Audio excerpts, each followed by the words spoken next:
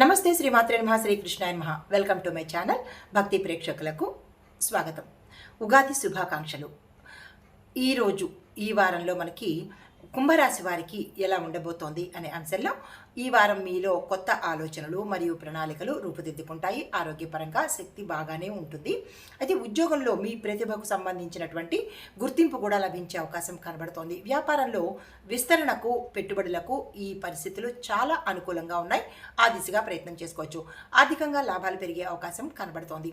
కుటుంబంలో మిత్రులు మరియు బంధువుల యొక్క సహాయ సహకారాలు ఈ వారంలో మీకు అందుబాటులోకి వస్తాయి. విద్యార్థులకు కొత్త కొత్త అవకాశాలు వస్తాయి. అందుకునే ప్రయత్నం చేయండి. అయితే ఈ వారం మీకు చాలా అదృష్టకరమైన వారము అని చెప్పచ్చు. దేనికైనా సరే ఈ వారం మీరు ఉపయోగించుకునే ప్రయత్నం చేయండి. ఆగిపోయిన పనులు పూర్తవుతాయి. మీకు చెప్పదగినటువంటి సూచన, నిర్ణయాలు తీసుకునేటప్పుడు 1-2 సార్లు ఆలోచించి నిర్ణయం తీసుకోండి.